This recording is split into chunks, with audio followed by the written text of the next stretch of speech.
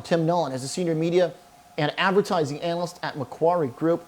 Joining us, Tim, on the phone. Appreciate you being with us. You've got a couple big reports out. And I want to start from just kind of the very top line here.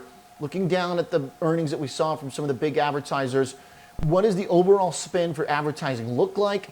And do you think that we've seen the worst of the hit during this crisis? Hi, thanks for having me first off.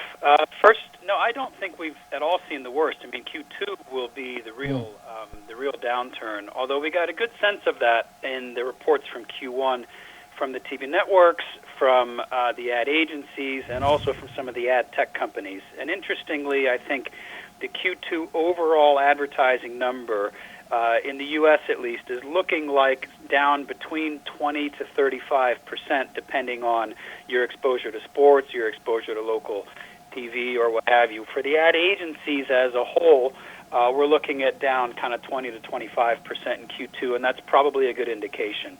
The good news for investors seem to have a good sense that that's the direction in the near term, and a lot of companies, again, across different groups, have talked about things getting better now in May and June.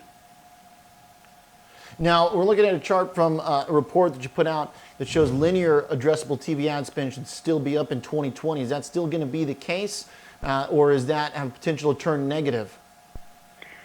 Well, addressable TV and connected TV is quite a different thing from traditional TV because there's a very, very strong secular trend with consumers watching programming on connected devices, be it a smart TV, be it a Roku, a box or stick, or an Amazon Fire, or whatever it is.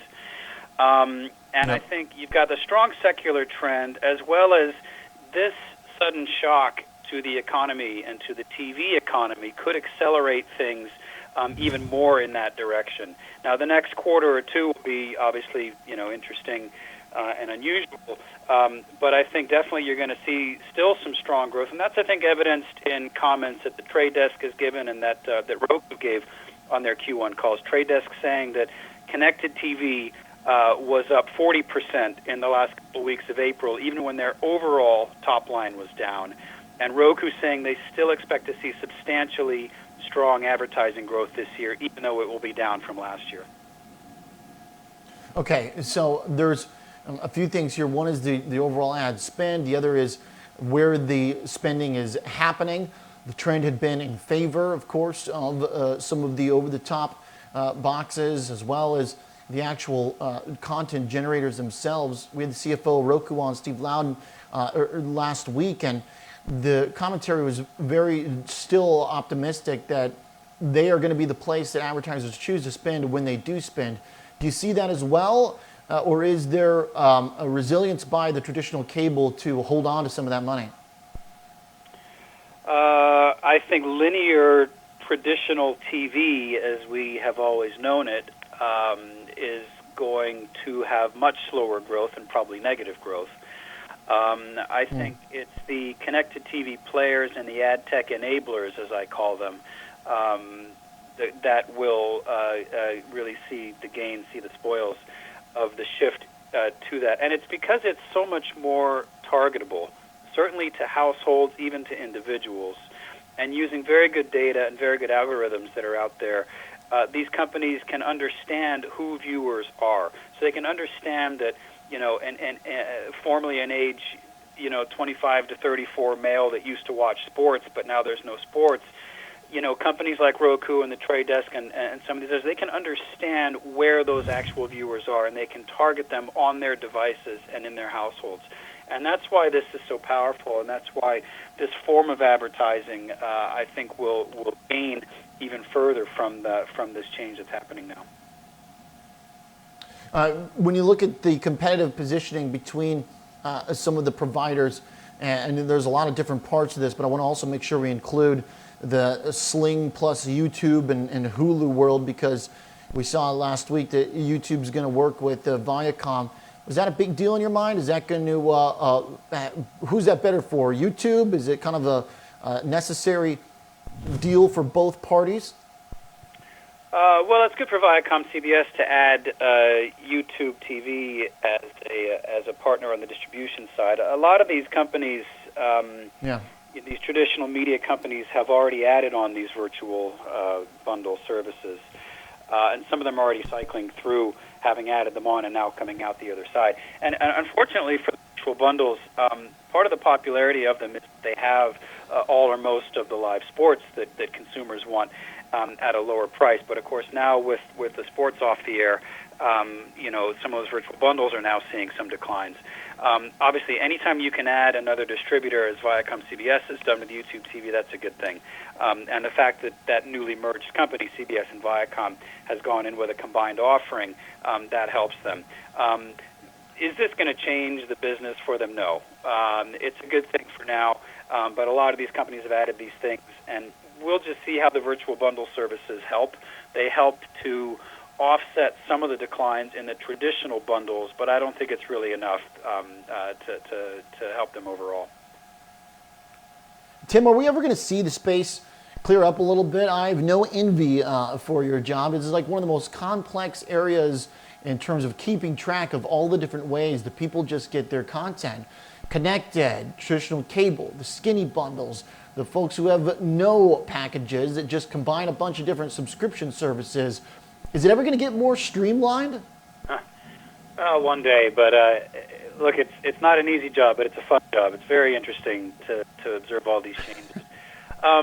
To maybe simplify things somewhat, I would say let's break down the different groups of media companies. So on the cable operator side, we all know that video subscriber trends are negative and probably going to get worse. However, the cable companies like Comcast and Charter and Altice, they have very, very strong broadband distribution businesses.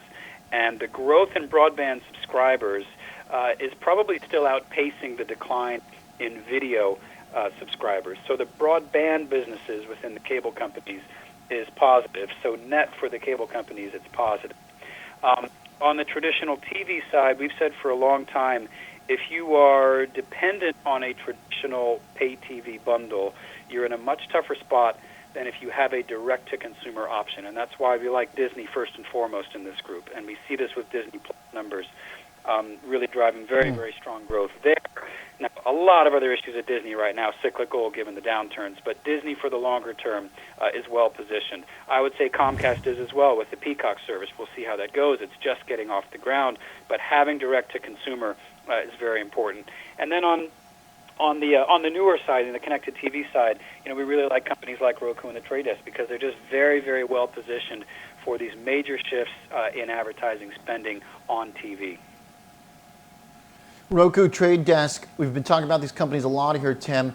Last thought, post-earnings, are these companies, sounds like you definitely still like them, but to kind of come back to where we began the conversation, it also seems like you have a view that there's still another hit to come for advertising. Should investors expect short to intermediate term volatility in these stocks over the next few earnings reports? Yeah, sure, very possible. These are quite volatile stocks. When the Trade Desk came out and talked about things improving in the last couple weeks of April to a mid to high teens decline in advertising spending, I think that was a much more negative number than probably most people, myself included, expected.